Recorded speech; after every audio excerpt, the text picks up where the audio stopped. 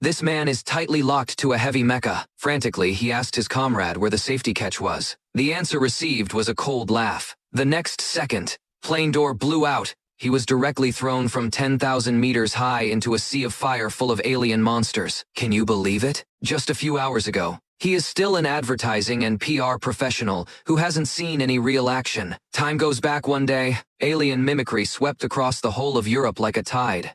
The human army is steadily losing ground. The defensive line is on the verge of total collapse. Leveraging its newly developed exoskeleton mecha technology, they won a costly victory at Verdun. And this is the hallmark of this victory. This is the woman known as the Angel of Verdun, Rita, our male lead, Major Cage. As the military's head of public relations, my daily job is to go on television and boast about the power of the mecha, to dupe thousands of enthusiastic young people into their deaths. But this day, Supreme Commander General Brigham, however, issued him a death warrant. Have him personally follow the first wave of troops and storm the French coastline tomorrow. Go film a frontline documentary. Cage chickened out on the spot. He not only refused to execute the command, they even had the audacity to use public opinion to threaten the general. The outcome is predictable. He just walked out the door. He was directly stunned with electricity by the general on the charge of desertion. When Cage woke up again, both hands have already been handcuffed. It was thrown like a piece of cargo onto the luggage pile at Heathrow frontline base. He frantically explained his officer status to Sergeant Major Farrell, but no one paid him any attention at all. The sergeant major not only publicly read his desertion file,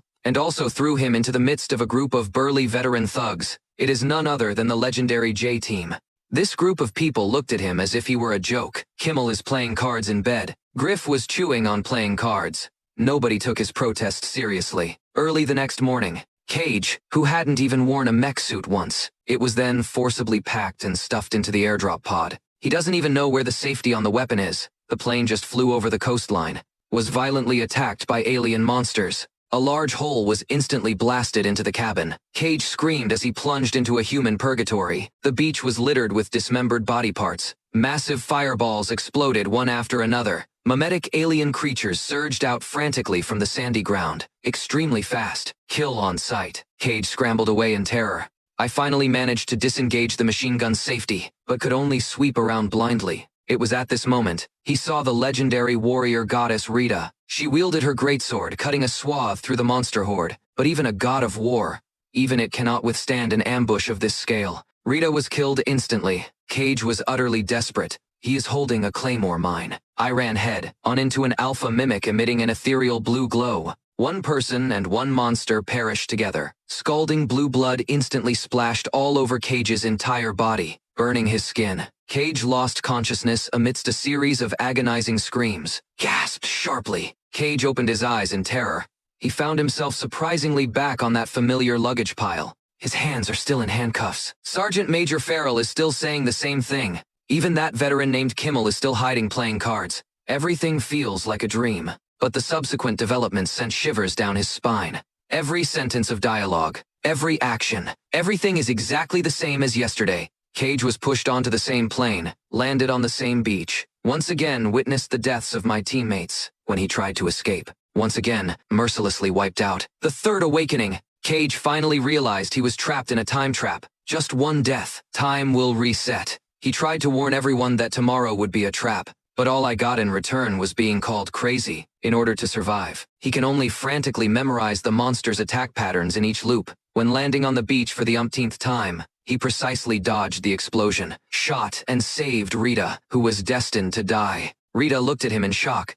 He left a crucial message before dying. Find me after you wake up, Cage.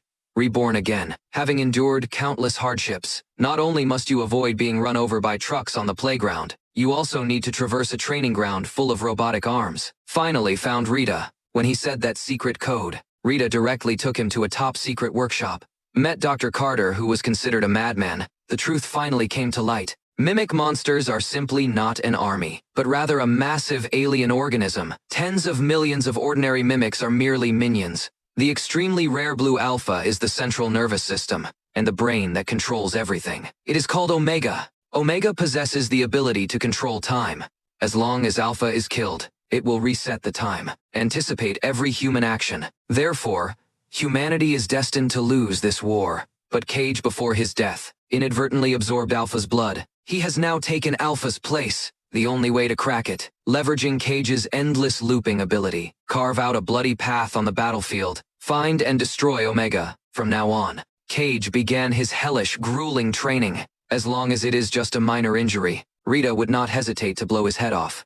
Because once severely injured and rescued, as long as someone else's blood has been transfused, he will completely lose the ability to reset time. The two constantly cycle between the training ground and the beach. Cage, a PR washout, was forced into becoming a killing machine. In the long cycle, Cage saw a vision of Omega's hiding place. It is in a dam in Germany. To break through that damned beach, they died hundreds and thousands of times. Cage even remembered the trajectory of every bullet on the battlefield. Two people grabbed a van. However, they were fatally ambushed at the farm. No matter how Cage designs the route, Rita dies in this rundown farm every time. Cage collapsed. He didn't want to see Rita die in front of him again and again. He chose to venture alone to the German dam, only to find there was no Omega here at all. What burst out from under the water was just another Alpha. I see. Those illusions are deliberately created traps. The whole point is to draw him in and bleed him dry. Cage unhesitatingly drowned himself in despair. Back to the origin again. Since the dam is fake, then we can only use the sensor invented by Dr. Carter. Forcibly read real coordinates. The sensor is locked in General Brigham's safe in Whitehall. Cage and Rita expertly broke into the General's office. Cage, with information obtained from hundreds of cycles, thoroughly intimidated the General. Got the sensor. Two people played out a desperate chase on the streets of London.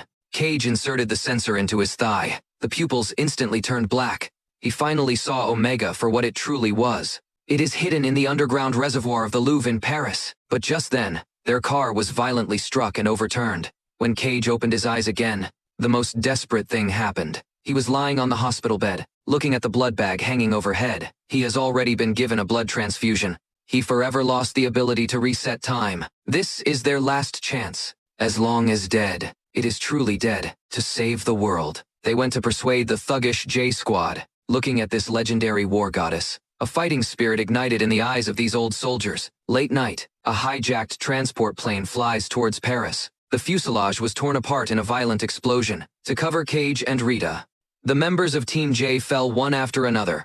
Someone was shot with an entire magazine. Someone piloted the wreckage into an alien monster. In the end, only Cage and Rita are left. Facing the monster deep within the Louvre, Rita deeply kissed Cage. Subsequently, holding the last gun, he rushed out alone to distract Alpha. By Cage, the final moments. Cage, wearing a belt laden with grenades, plunge into the ice. The deep blue Omega core is right before your eyes. But a colossal mimic instantly pierced his chest with its tentacles. At the last moment of life, Cage pulled out the safety pins of all the grenades, landed precisely in Omega's luminous core. A tremendous boom! Azure energy swept through all of Paris. All alien creatures were annihilated in an instant. Omega's blue blood. Once again, it permeated Cage's body, about to lose its warmth. With a violent gasp, Cage's eyes shot open. He found himself sitting in a spacious and bright helicopter. Time.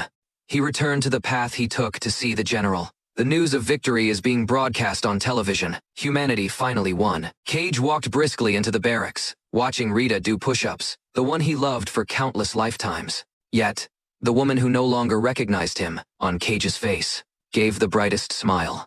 Story. It finally came to a perfect end.